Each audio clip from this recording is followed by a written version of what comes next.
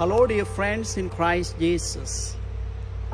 This weekend is the 13th Sunday of Ordinary Time, and our theme is the generosity of Jesus. The great missionary physician Dr. Albert Schweitzer once said, "Each patient carries his own doctor inside himself." Patients comes to the physicians not knowing this truth. We are best when give the doctor who resides within each one of us a chance to work. Are you able to give opportunity for the doctor who resides within you to work? Here is a simple self-administered test from a study by Dr. Carl Simonton.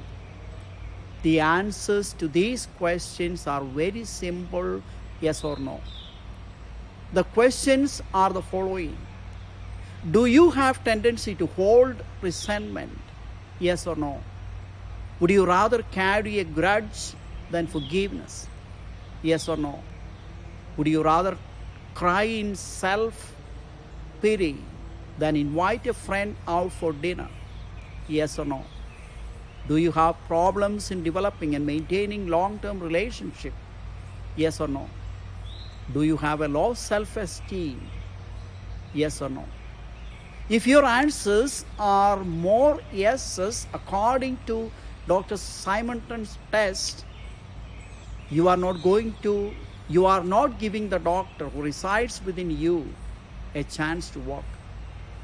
Yes means you are most vulnerable to illness, and it brings us closer to death and destruction.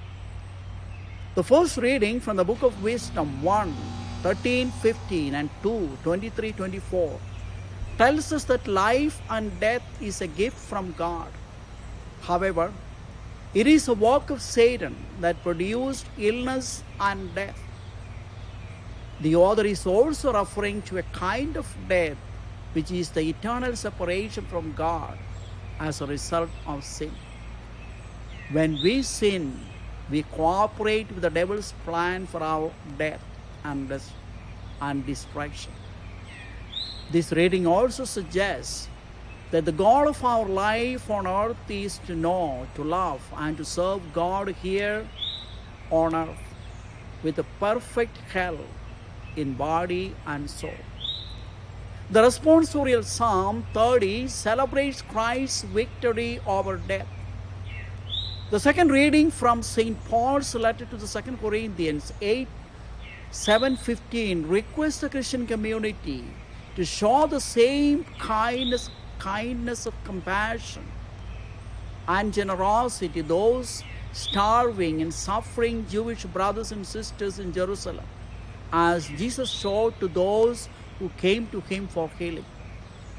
The generosity of Jesus is the primary emphasis of this weekend's liturgy.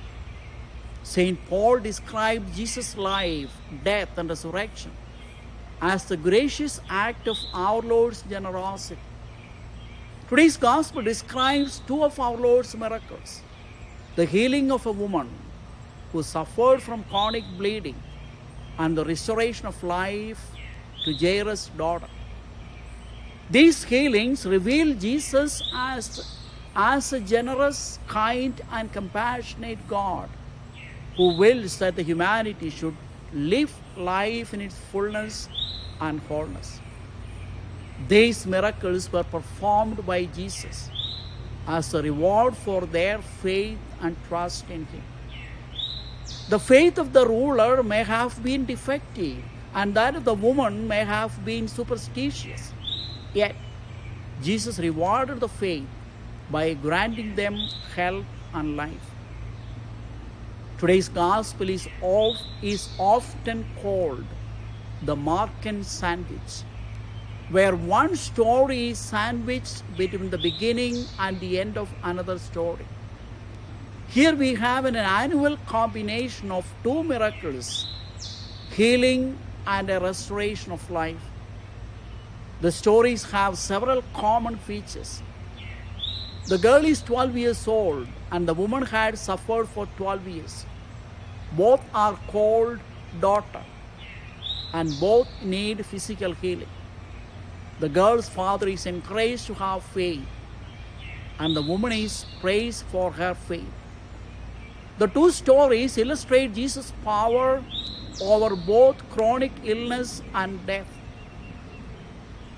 In each healing, Jesus shows God's marvelous generosity by giving the recipients life and salvation in addition to physical healing. We see in both these miracles of Jesus his ministry of presence. He is generous with his time, talents, and blessings. Jesus was willing to travel with Jairus to his home to heal his daughter. After reaching home, he was present to the family and brought her back to life. Jesus responded immediately to the woman with a hemorrhage and healed her instantly by being present. In both cases, Jesus brought new life into darkness, areas, and situations of people's life. It is that compassion of Jesus that urges us to reach out to the needy people and become generous with what we have.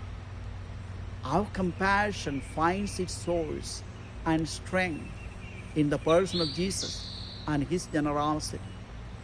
Let us bring our bodily illness and spiritual wounds to Jesus for healing. We should pray for healing, which will give us spiritual and physical health in every aspect of our lives, so that we may function in perfect harmony with the will of God, with the people around us, and with the environment.